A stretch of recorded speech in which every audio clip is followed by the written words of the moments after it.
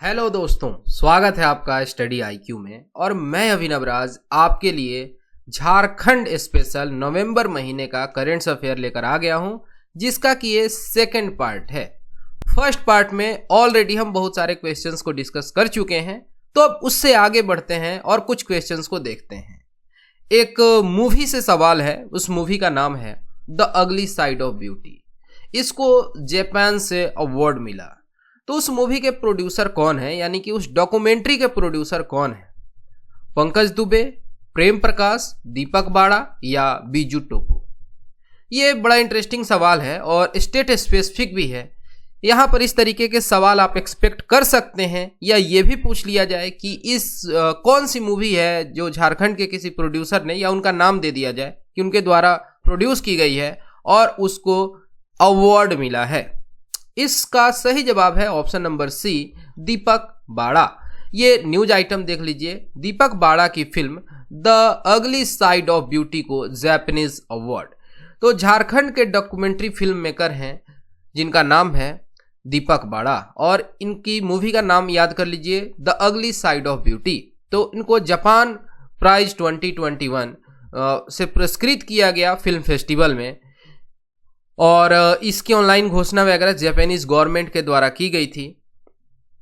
और किस टॉपिक पर ये बेस्ड है ये जान लीजिए। तो ये झारखंड का जो क्षेत्र है कोडरमा व गिरिडीह का, यहाँ पर अबरह के अवैध खनन होते हैं और उसी पर यह आधारित है। तो आप ये भी जान गए कि ये कौन सा क्षेत्र है, अबरह का कौन सा क्षेत्र है झारखंड में।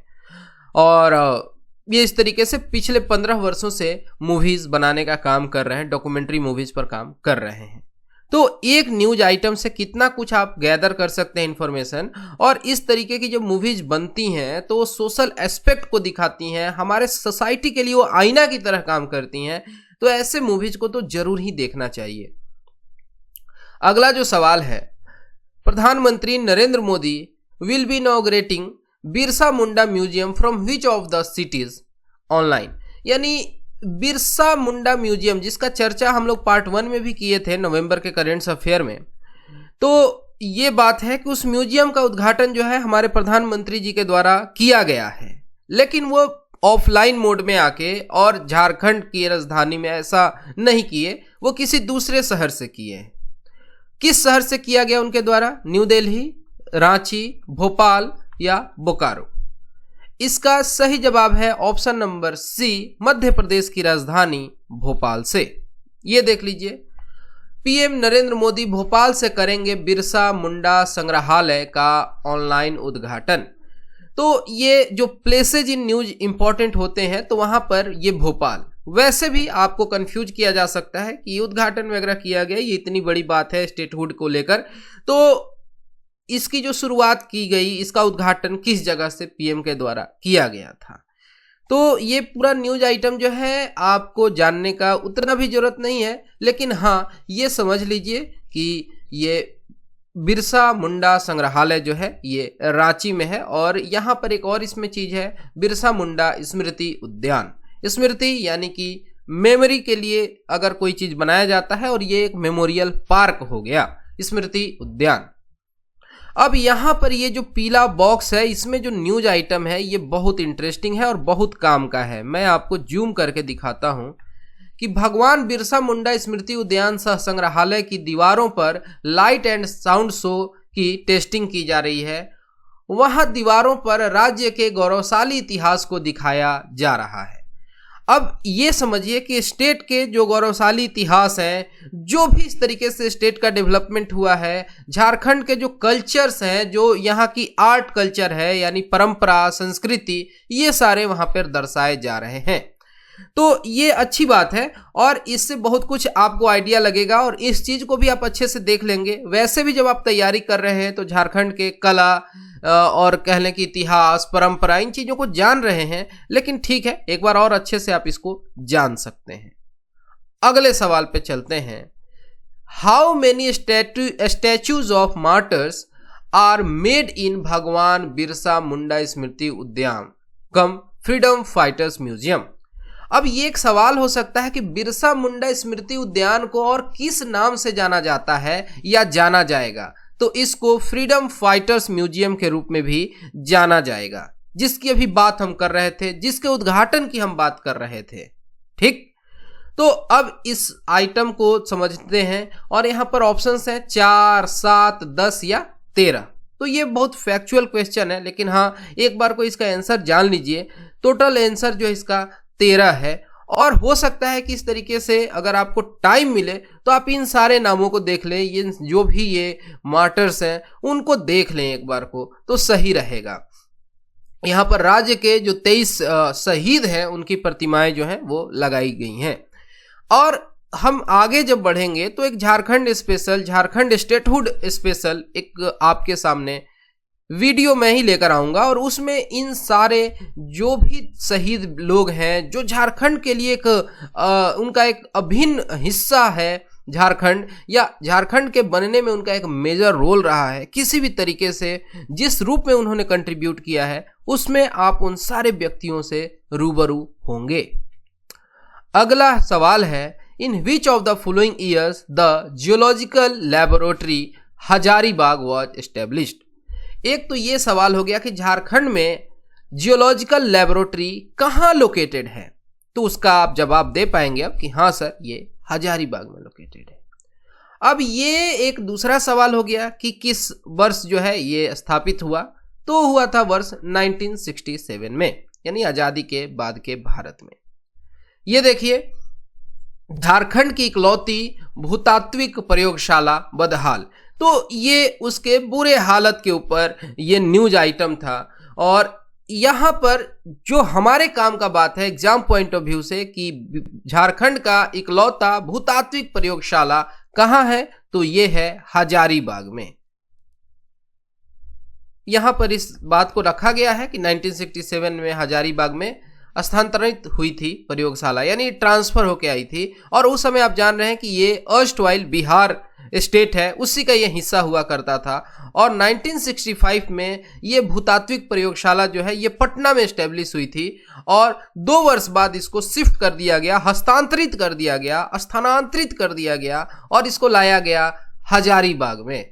तो बिहार झारखंड के अलावा जो समीपवर्ती अन्य राज्य की खनिज संपदा जैसे कि पत्थर, कोयला, जल की श्रेणी, नमूनों का यहाँ पर पता लगाया जाता है और फिर रिपोर्ट जो है पेश की जाती है। तो ये बहुत इंपॉर्टेंट प्लेस है, और इसका एक रेलेवेंस रहा है क्योंकि झारखंड जो है वो एक मिनरल बेस्ड स्टेट है, तो वहाँ पर इस तरीके के प्रयोगशाला का होना बहुत जरूरी है। और ये जो उसकी आज बदहाली हुई है ये कहीं से भी देख के रास नहीं आने वाली है। अगला सवाल है, what percentage of children are malnourished in Jharkhand.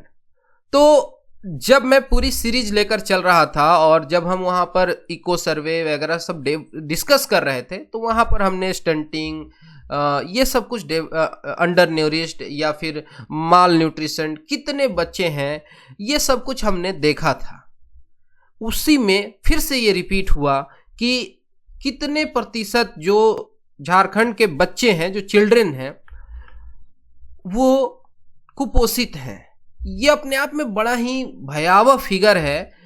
इसका करेक्ट आंसर है 43%। लेकिन एक बार को जो फूड फॉर थॉट कहते हैं, सोचिए ध्यान से कि करीब आधी आबादी जो है बच्चों की वो कुपोषित है, उन्हें सही ढंग से खाना नहीं मिल रहा है, वो या तो उनको जितना रिक्वायरमेंट है एनर्जी का वो नहीं मिल रहा है, या फिर ये भी कह लीजिए कि वो हिडन हंगर के शिकार हैं, किसी भी तरीके से अगर है। लेकिन ये बहुत ही बर्बाद सिचुएशन है।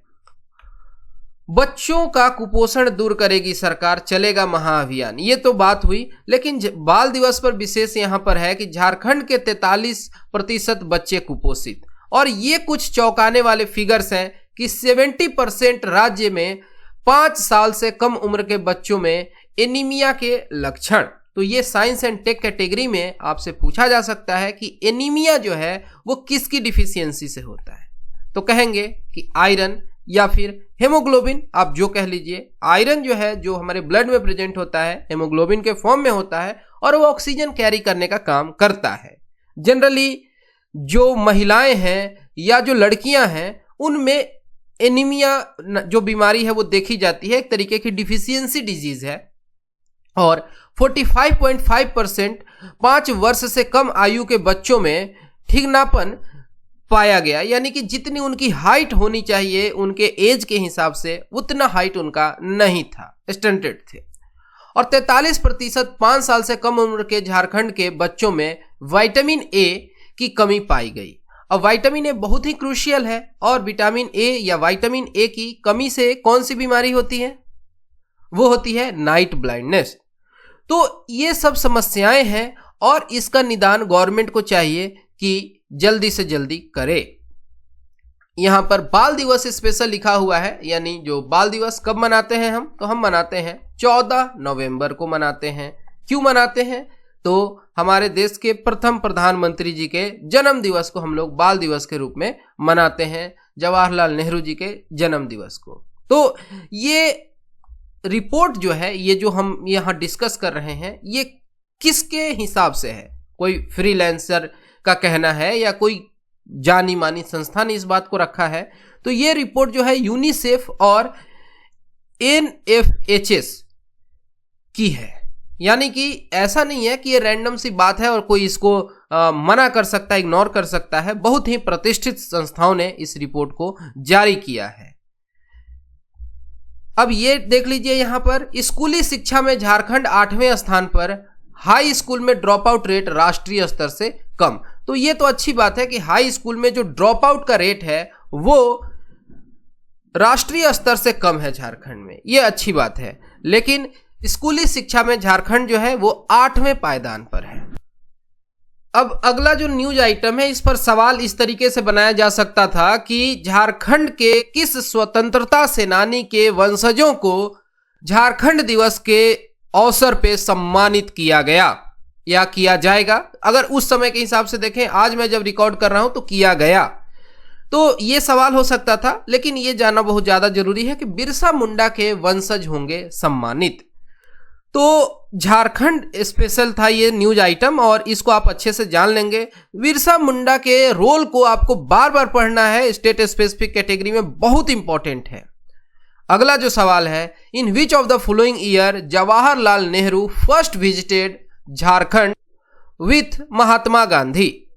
और यहां पर ऑप्शंस है 1924, 1934, 44 या 54। तो ये डायरेक्टली जो सवाल है वो आपसे नहीं पूछा जाएगा, बट ये जो झारखंड की हिस्ट्री है उसके हिसाब से इंपॉर्टेंट है। स्टेट हिस्ट्री में मॉडर्न इंडिया को जब हम पढ़ते हैं तो भारत के प्रथम प्रधानमंत्री कब विजिट करते हैं इस क्षेत्र को? तो वर्ष 1934 में करते हैं, कि 1934 में बापू के साथ पहली बार आए थे प्रधानमंत्री नेहरू जी। ओके, तो ये पूरी जो सिचुएशन है, अब आप समझ सकते हैं कि जो झारखंड है वो बिहार का हिस्सा हुआ करता था, अविभाजित बिहार, और वो कई दफा विजिट किए हैं। 1934 में वो जमशेदपुर आए हुए थे, और उस समय महात्मा गांधी देश भर में हरिजन कोष के लिए चंदा इकट्ठा कर रहे थे। तो इस घटना को भी आप कोट कर सकते हैं जरूरत के हिसाब से। उसी समय पंडित नेहरू ने भी बापू के साथ सोनारी और जो साक्षी के आसपास की बस्तियां हैं वहां पहुंचकर सभा को संबोधित किया था। तो वैसे आपको पता होना चाहिए कि ठीक है, जमशेदपुर से पहला इत्तेफाक रहा पीएम नेहरू का।